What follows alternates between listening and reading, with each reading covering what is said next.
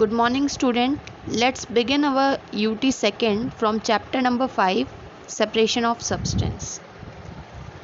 A large number of substances available in nature are mixed with certain other substances. Thus, in order to use them, we separate them by various methods. On the separation of mixture, some of its components may be useful or all components are useful.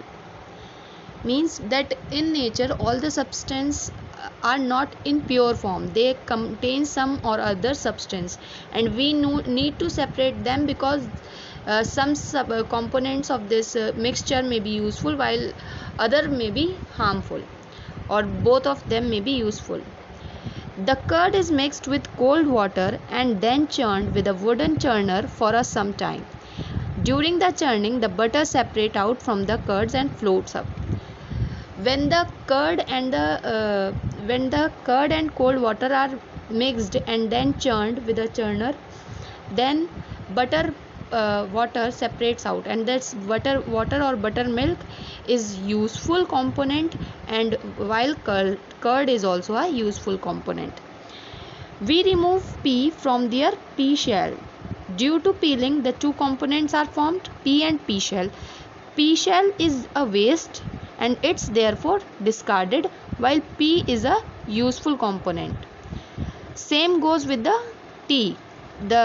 When tea leaves are boiled, when water is boiled with tea leaves, the tea is a useful substance while tea leaves are the waste. Why there is need of separation of mixture?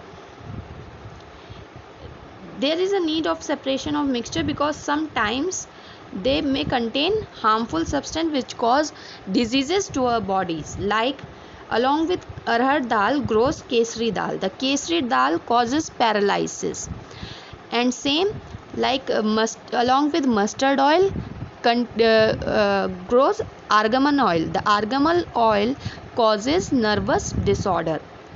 That's why we need to separate the substance, as they may contain harmful substance which causes diseases to our body. Rice stored for a year may contain insects and their eggs. The water may contain disease causing bacteria and germs, so they are need to be separated. Now in this chapter we will learn some method of separating mixture, in which the particle of mixture may be solid, liquid or gases, and their size may be big or very small.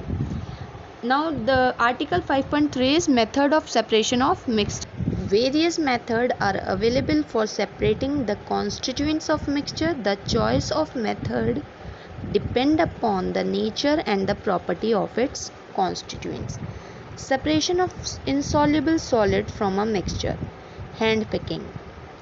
This method is used to remove unwanted particles in which the component of mixture are different in color, size and shape. It can be done only when one of the component is present in small quantities. You must have seen your mother separating out undesirable substance like small pebbles from rice or pulses. The second topic is threshing.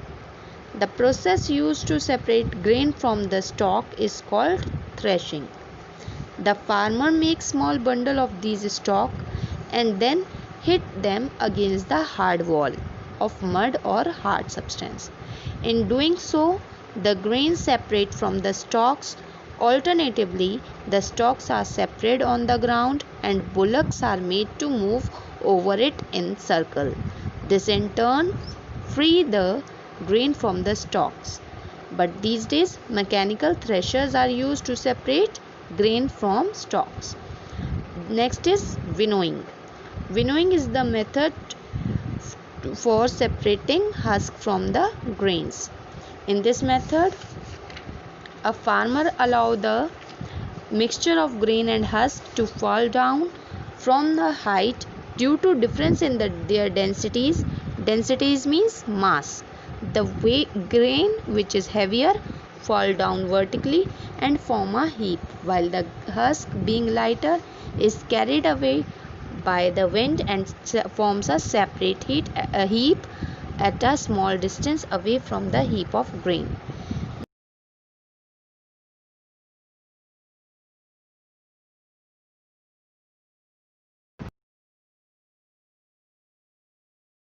For example, undesirable materials are separated from the grains by using sieve. Wheat flour is passed through the sieve so as to remove chaff. The size of the holes of the sieve depend upon the size of particle which are to be removed. You can see in figure 5.8, flour is being sieved by using a sieve, and this sieve has a small holes in it, while the person who is busy in this construction site is using a sieve which is having a larger holes.